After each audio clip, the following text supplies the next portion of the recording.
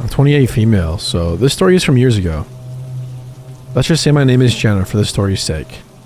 I haven't been back to the same place since, and I always share this story with my friends. It has become a favorite, whether they believe me or not. This is somewhat of a throwaway account because I don't want to be pinned down to where I am. I usually visit my family's cottage up north. Not going to disclose specifically where for privacy reasons. Every summer and on the occasion of July 4th, Thanksgiving, etc.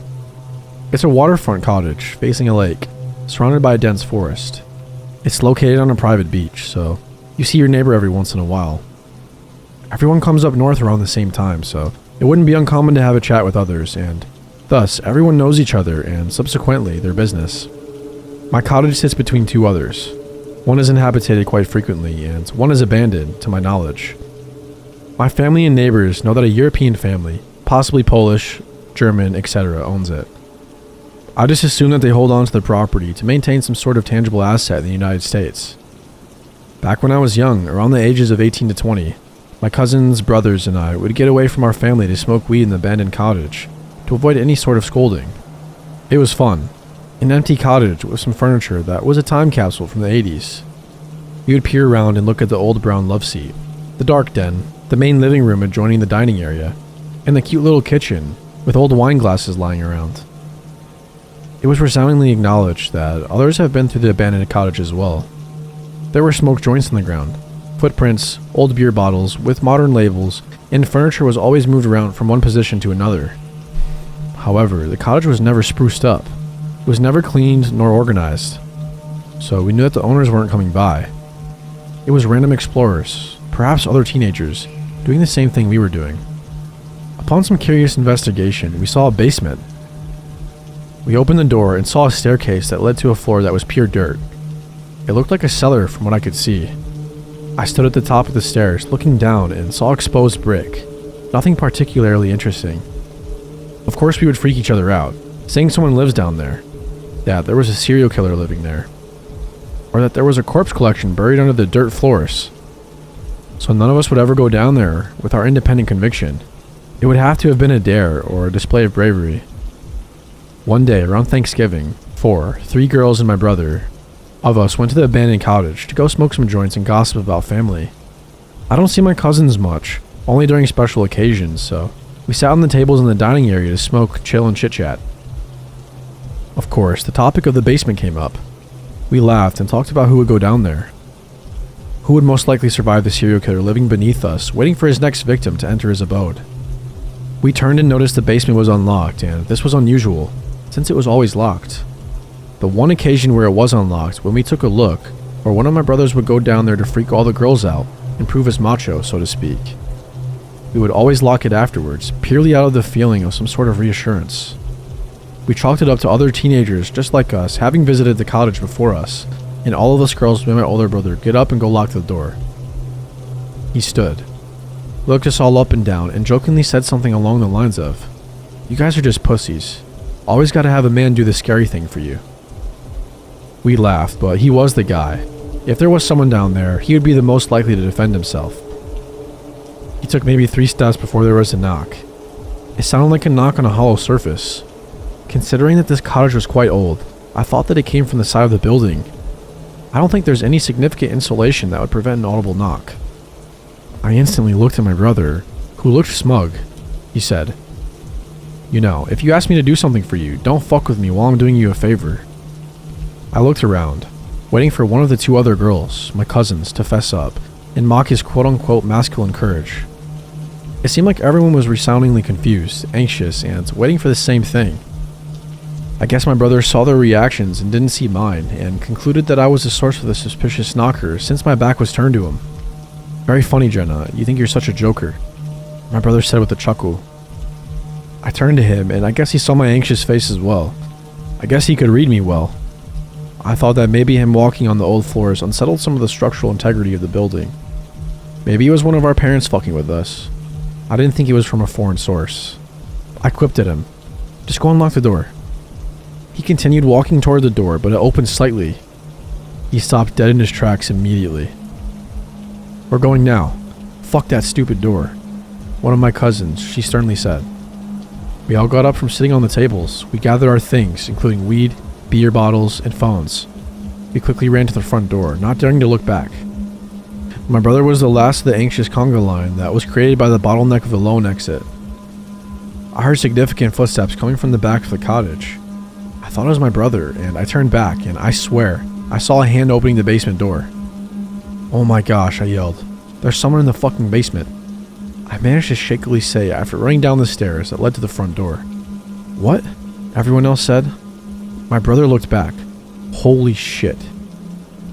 He held onto the side of my arms to push me to go faster. "Go," we heard a foreign voice say. We ran faster, dropping bottles, pipes, and shoes. We ran so fast that our flip-flops flew off. I knew it wasn't any of us. Not even one of our parents. It was a low, stern voice from afar. My brother was right behind me. We made our escape to our cottage, thoroughly flustered and terrified. There was a homeless guy in there. I fucking saw him. My brother, out of breath, managed to say. I guess it was common knowledge that the place was abandoned. I wouldn't neglect the possibility of someone taking refuge in there. I don't know if the guy went into the basement when he heard us coming, then got tired of sitting on the dirt floor, then scared us. I don't know. It's a private beach, so you would have to know the specific location to be able to understand how to get there. Also, know that there's an abandoned property as well. I also know that there are squatters. To offer a further explanation, people share on Reddit that there are certain locations in our area where you could set up camp on a vacant lot and take a day to visit on the beach. But I know that neighboring properties crack down on it pretty quickly and let them know that they can't settle there. I thought that would have been a good explanation. We ran to our parents after proactively hiding our weed stash and told them our story. They called the police and we watched from afar to see what the fuck was going on. I guess the guy had left. The police came and told us there was no one in there. But they let us know to file some sort of report regarding the abandonedness of the cottage. I think there are some sort of laws that demand that the owner should be using the cottage and executing upkeep. None of us really cared for being the Karens of the situation, so we never filed such report. At the end of the day, I understand that some people just want to have assets, whether they are shitty or not. It would suck to lose out on good property in a nice location. I think they might come back one day since our neighbors know the family. No one else has ever filed a report to my knowledge. I guess the experience didn't shake up my brother too much, since he went back and gave me details. He found some dead squirrels and baby raccoons just laying in the living room. He said they looked quite fresh. I think that they died of natural causes, but how do two different species of animals just die in the same place? I asked him if they were mangled, or obviously killed in some way, and he said no. He said that the baby raccoons had fur. I did some researching, and I know that baby raccoons aren't born with fur, so I deducted they were alive for some time, then somehow died in the living room. I don't want to know if something or someone killed them in there, or maybe killed them in another place and then brought them in there to give some sort of message to any oncoming visitors. I hope it isn't the homeless guy.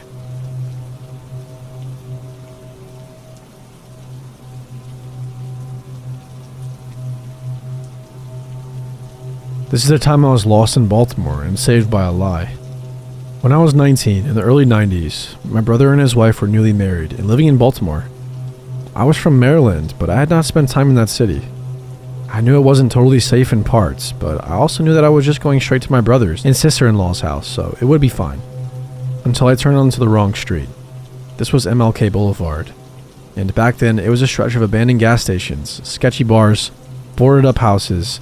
A few people were walking in the middle of the street, drinking out of paper bags. I knew that I had messed up, and instead of freaking out and getting more lost, I pulled into an abandoned gas station. There was a bank of payphones, and I parked about 10 feet from them, hopped out, and called my brother. He was impatient at first because he knew the city quite well, but it was my first time driving in it, and I was trying to write down his directions as he gave them to me. Just then, something caught my eye, and I looked over at my car.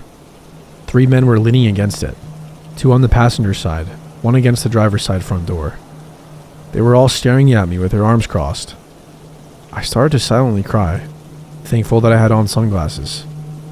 My brother heard me sniffling and said, "Why are you upset? I'm giving you directions." But I couldn't tell him what was going on, as the men were within earshot. I got the rest of the directions, put them in my pocket, and walked to my car. The man leaning against my door reached up and wiped the tears from one cheek, and then he said, "Why are you crying, baby?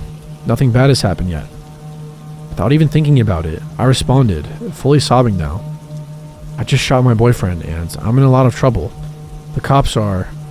That's all I got out. The 3 men had all taken off in separate directions at full sprints away from me. If I hadn't been gifted with that life from my guardian angels or whoever saved my ass that day, who knows what would have happened.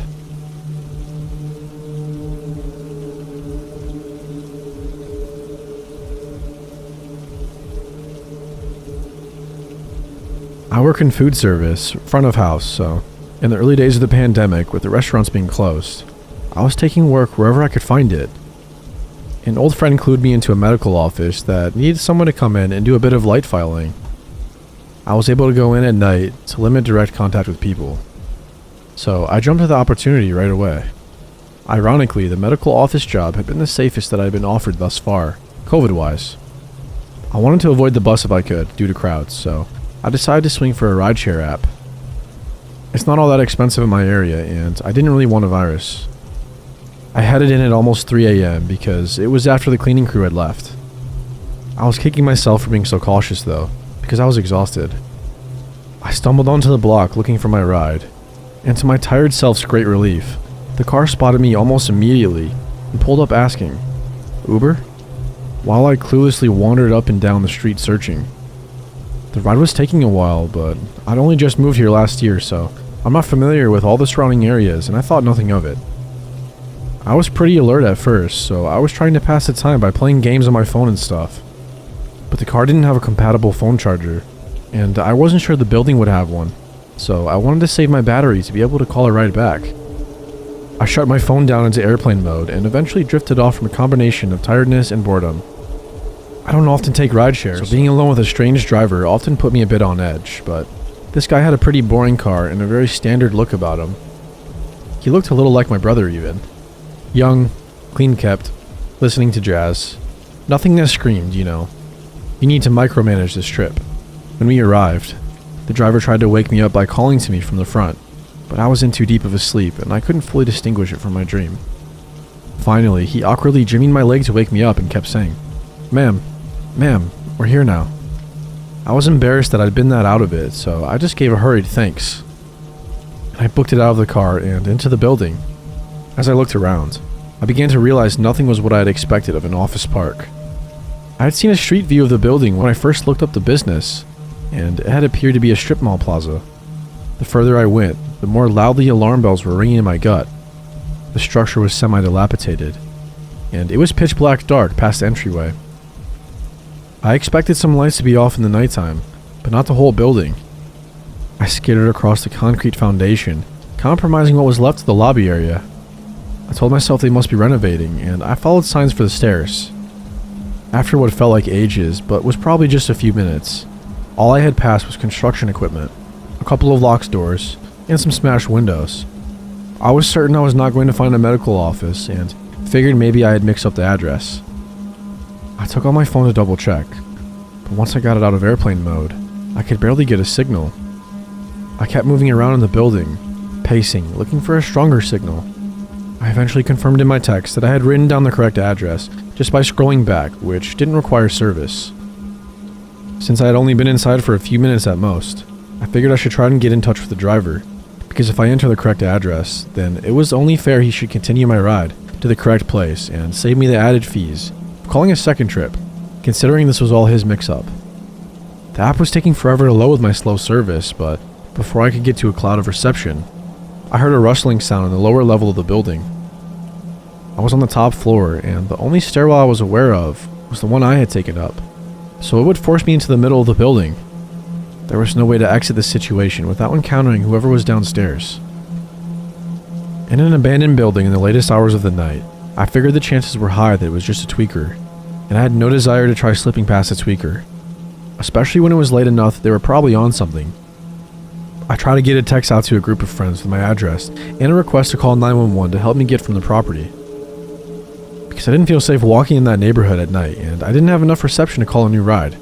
But the message wasn't sending. Reception was too weak.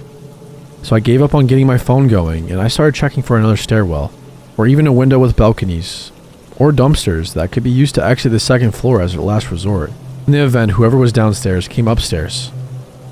I scrambled over to a door with a stair sign on it, but the stairs were completely dilapidated, and it was essentially just a straight drop down to the first floor. At that point, the worst case scenario began to unfold. I heard whoever was downstairs begin making their way up the stairs. I thought fast and figured based on my walkabout that the floor was basically a giant loop, so I'd have to wait for whoever this was to come up the stairs, wait for them to come all the way up, and then sprint the opposite direction of where they were going, and try to get down the stairs and out of the building in time to make it to the road without encountering them. I was not anticipating being chased or anything, but I didn't want to piss off a druggie or have a homeless person who might be living there feel as though I trespassed and become hostile towards me, or even have any sort of interaction that could possibly occur at that hour in an abandoned industrial park. I held my breath for what felt like 5 minutes, but was likely closer to just 30 seconds, and the person appeared at the top of the stairs. To my great relief, it was just the Uber driver. I figured he had come back for me, realizing he had left me in the wrong spot, a place that could have worked out to be dangerous. So I came out from the beam I was hidden behind, and I started to wave him down. But then I processed. There was no way for him to realize this had been the wrong address. My stomach lurched forward, and my blood chilled to slush. I made eye contact with him very briefly, and he was completely calm and composed, but breathing pretty heavily and blocking the stairwell down. On a normal, rational day, as an outside observer, I could think of a dozen innocent reasons he must have returned. But in that moment, standing across from him, I just knew in my gut that this was someone with ill intent. I can't remember much more from the ensuing few minutes, operating solely on muscle memory and instinct. I Superman dove for the second stairwell's opening and just let myself fall down the drop. Thankfully, I don't think he'd seen where I'd gone at first, and though I was in too much pain to know it then, plenty was bruised, but nothing was completely broken. I scrambled up and threw myself at anything that seemed like it could be the door. It was too dark to tell. I was disorientated from the fall, and I wasn't in a calm enough mindset to think to use my phone flashlight. Plus, in hindsight, some part of me probably knew it would call too much attention to my location. Just before I was able to reach the door, it flew open with a blinding light beaming straight into my eyes. My first thought, though not totally coherent, was, there's another one of these guys. Ugh. And I stumbled backward, trying to find something to hide behind. Before I could, a voice called out. Alright, this is the police department. Everyone get on your knees with your hands in the air. I didn't believe it was the police at first. I was in such a fight or flight mode, and I had already committed to flight that I continued looking for ways to get out. But he kept shining the flashlight right at me as I teetered around and yelled, Hey, I sat on the ground, right now. Hands out. Hands out where I can see them. He sounded so authoritative that I just automatically did exactly as he asked. He approached me and finally shined the light away from me. It took a second to get my night vision, but once I did, I could see that he was actually a police officer. I tried to explain what was happening, but first he started asking me all these questions, and that, combined with what had just happened and my fear of the driver coming back, all snowballed into me being unable to form a single articulate sentence. He was even asking easy questions like, Can you tell me your name? Do you have any knives, needles, or anything that could poke me? Would you rather talk in here or outside? And my total stunned babbling in response at first led him to believe I was on something. He directed me out to his car, and once I was safely out of the building, I was able to start getting my bearings just a little. I sat on the edge of the back seat of the squad car, with the door open facing out, while he stood across from me and asked the same questions again. The first thing I could think of was, Did my friends call you? What did they tell you? And he explained no, nobody called him. He was patrolling the area and noticed a car idling outside of this building that's known to be condemned. And nobody's supposed to be inside, and when they are, they're not up to no good. He was launching into a speech about how if I'd gone to shoot up or meet a John, he had resources he could direct me to, and this was not an ideal place to do either of those things, and asking if I had somewhere safe to stay that night. But I was stuck on something else he'd said. Finally it all clicked. The car. I spilled my whole rideshare story into a frantic word vomit. He looked around and the car wasn't there anymore. The officer guessed the guy had driven off while we were talking inside the building. He asked me all the details I remembered and I told him, but there weren't many. I'd been too tired when the ride started to track much, but the other officer realized I could pull up my Uber app and I could get all the information. There wasn't really enough reception in there, even outdoors, so we sped down the road, and once I had enough bars, the app roared to life, and I had 4 missed notifications from Uber. They said, "Hello, I've arrived. And I don't see you. Can you confirm the pickup address is correct? And I'm flashing my hazards. And finally, unfortunately, your driver had to cancel. At first, I thought the driver was so cunning as to pick me up while sending these fake messages and canceling so the GPS wouldn't track us, knowing I wouldn't notice because I was asleep with my phone off. But instead, I checked the car details, checked again, and it was definitely not the same driver. The person who driven me there had not been my Uber. My driver was somewhere else on the street when this guy pulled up to me. The policeman took my statement and said they would keep an eye out for the guy, but the best I could give them to go off was basically young-looking Caucasian man with brown hair, sideburns, goatee, and four-door sedan, wearing a zip-up sweatshirt. Maybe he had a hood, which is like 1 out of every 4 guys in this city. I feel so blessed to have survived this near miss. Suffice to say, I do not take rideshare services anymore. Quadruple check your license plate and driver's name. You just never know.